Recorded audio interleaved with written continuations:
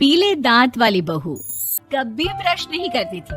उसे कितनी बार उसके माँ बाप ने डांटा, लेकिन उसका कोई असर उस पर होता ही नहीं था, जिस कारण से उसके दांत पीले पीले हो जाते हैं शादी के बाद। अरे बहू, वैसे तो तुझ में कोई कमी नहीं है, पर तेरे दांत इतने पीले कैसे हैं बेटा? कैसे मतलब? कोई सर्जरी थोड़ी ना कराई है।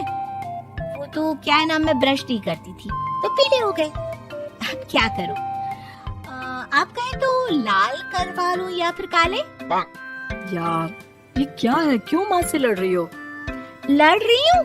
अरे मैं लड़ रही हूँ या ये बोल रही है कि दांत पीले हैं, पीले। अरे तपस्या थोड़ी ना की है इन्हें पीले करने के लिए। बकायदा ब्रश नहीं किया है 20 साल तक, तब जाकर। छी, कैसी बात कर रही हो? ये उस वक्त तो पीले नहीं थे जब हम लोग तुम्हें देखने आए थे। अरे तब साफ करवा लिया होगा डेंटिस्ट के पास जाकर। अब देखो कैसे पीले पीले लग रहे हैं। रंजना सास की तरफ गुस्से से देखती है। फिर शुरू हो गई पीले पीले पीले। अरे पीले तो तब भी थे जब मेरे हाथ का रसगुल्ला उड़ा उड़ा कर खा रही थी और बोल रही थी, लड़की नहीं गुणों का खजाना दे रहे भाई साहब आप। अब वो लोग करते भी तो क्या करते, पीले दांत वाली बहू पल्ले पड़ी थी तो झेलना तो था ही। एक दिन कीर्तन में रंजना गाना गा रही थी। अरे कमला बहन, माँ का द्वार है, यहाँ तो सब शुद्ध होकर आते हैं, फिर अपनी बहू को ब्रश भी नहीं करवाती तुम। दूर से पीले पीले दांत भक्ति में बाधा उत्पन्न कर रहे हैं। और कोई 2 साल के बच्चे थोड़ी ना लेकर आई हूँ मैं बहू बनाकर। अच्छी खासी लड़की है, अरे कैसे करवाऊं ब्रश? ये तो उसे खुद करना चाहिए ना। अब माँ बाप तो इसके जैसे तैसे निपटा दिए, ये नहीं सोचा कि सास कैसे संभालेगी। सास बहू को लेकर घर आ जाती है, लेकिन सोच लेती है कि अब इसे लेकर कहीं नहीं जाएगी। अगले रोज बहू कहती है, अरे क्या हो गया, मंदिर नहीं जाना क्या? कीर्तन का वक्त हो रहा है। मेरी मधुर वाणी से कान्हा जी जागते हैं और सोते हैं। आप तो जानती है ना उनकी भक्ति में कितना मन लगता है मेरा। वो क्या है ना, तबीयत ठीक नहीं लग रही है मेरी, आराम करूंगी मैं। तबीयत ठीक नहीं लग रही? अभी तो मिथुन के गाने पर नाच रही थी आप, और अब बोल रही है कि तबीयत ठीक नहीं लग रही। अरे भक्ति में मन लगा लो सासू माँ, ऊपर जाना है, क्या मुंह दिखाओगी आप? हाँ? सास को बहू की बात पर गुस्सा आ जाता है। मैं क्या मुंह दिखाऊंगी, इसकी चिंता तो ना कर, समझी? अपने मुंह की चिंता कर, जो ये पीले पीले दांत लेकर हर जगह पहुंच जाती है। पता है लोग कितना मजाक बनाते हैं। ना जी ना, मैं नहीं जाना कहीं तेरे साथ। तो ये बात है, कोई ना, मत जाओ, मैं अपने कमरे में ही बैठकर भक्ति कर लूंगी। ऊपर वाला दांत थोड़ी ना देखता है, मन देखता है, भावना देखता है। और अरे बस बस, तू सब कुछ दिखा, बस ये सफेद चमकदार दांत ना दिखाना किसी को, है?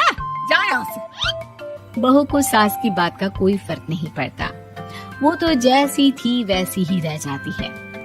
सुबह नहाकर किचन में खाना बनाना, फिर खाना खाना, कीर्तन भजन करना और सो जाना। एक दिन, माँ जी मैं सहेली के घर जा रही हूँ, शाम को लेट आऊंगी। हाँ, तो जाना, मैंने कौन सा तेरी आरती करनी है घर पर बैठकर। रंजना सहेली के घर जाती है, जहाँ वो पार्टी में जाने की तैयारी कर रही होती है। अरे शिखा, कहाँ जाने की तैयारी कर रही है? मैं गलत वक्त पर आ गई क्या? अरे नहीं यार, उल्टा सही वक्त पर आई है। मैंने ये साड़ी और ज्वेलरी निकाली है यार, शाम को इनके ऑफिस की एक पार्टी में जाना है। बताना कैसा लग रहा है ये सब? नहीं यार, इस ड्रेस के साथ तो वो वाली ज्वेलरी अच्छी लगेगी। हाँ, सही बोल रही है, मैंने ध्यान ही नहीं दिया। वैसे तो हमेशा से मस्त फैशन सेंस रखती है। तो बड़ा जाती होगी ना पति के साथ पार्टी में। रंजना कुछ नहीं बोलती, बस सोचती है कि यार काश ये बात सही हो जाती, पर मैं क्यों नहीं जाती पार्टी में? क्या इन लोगों की कोई पार्टी होती नहीं होगी? रंजना घर आती है और रात में पति से सवाल करती है, एक बात बताइए, आप मुझे किसी पार्टी में क्यों नहीं ले जाते? क्या आपके यहाँ ऑफिस में पार्टी नहीं होती? पति बेचारा क्या कहता कि दांत पीले हैं तुम्हारे इसलिए। अरे कोई पार्टी होती नहीं हम लोगों के ऑफिस में, तो कहाँ से लेकर जाऊं? और मार्केट, मॉल, कहीं वीकेंड घूमना, कहीं तो। अरे यार, सारे हफ्ते में एक छुट्टी मिलती है, तो सोचता हूँ कि आराम ही कर लूं। क्यों? रंजना मन मार के रह जाती है। पहले कभी सास के साथ मंदिर जाया करती थी, लेकिन वो भी सास ने ले जाना बंद कर दिया। घर बैठी बैठी रंजना बोर हो जाती है। तभी उसे आइडिया आता है और वो बाइक के जाने का सोचती है। सासू माँ, 2 दिनों के लिए मम्मी के घर जा रही हूँ। अच्छा ठीक है, आराम से जा। और हाँ, माँ से कुछ अच्छी आदत सीख कर आना कि कैसे शरीर के हर भाग की तरह दांतों की सफाई भी जरूरी होती है, समझी? शुरू हो गई ना आप। वो लोग आपकी तरह नहीं है कि छोटी छोटी बात का बतंगड़ बना दे। उन लोगों के लिए मैं मायने रखती हूँ, ना कि मेरे पीले पीले दांत। रंजना माँ को बिना बताए उन लोगों को सरप्राइज देती है, लेकिन जैसे ही वो दरवाजे पर पहुँचती है, अंदर देखती है कि घर वाले कहीं जा रहे होते हैं। अब माँ, काश रंजना दीदी के दांतों वाली प्रॉब्लम नहीं होती, तो वो भी हम लोगों के साथ चलती ना बुआ जी की बेटी की शादी में। हाँ बेटा, लेकिन अब उसे कौन समझाए कि उसको उसके पीले दांत नहीं दिखते, लेकिन उसके आसपास के लोगों को कितना एम्बैरेसिंग फील कराते हैं। मुझे तो कितनी बार उसके स्कूल की टीचर ने शिकायत की कि उसके साथ कोई लड़की बैठना भी नहीं चाहती, और ना ही कॉलेज में कोई उससे बात करना चाहता था। लेकिन पता नहीं क्यों उसे ये बात समझ में ही नहीं आती। कोई कमी नहीं है उस लड़की में, बस यही कि दांत पीले हैं। वो तो भला हो जीजा जी और उनकी माँ का, जो दीदी को जैसी है वैसे ही रखा हुआ है।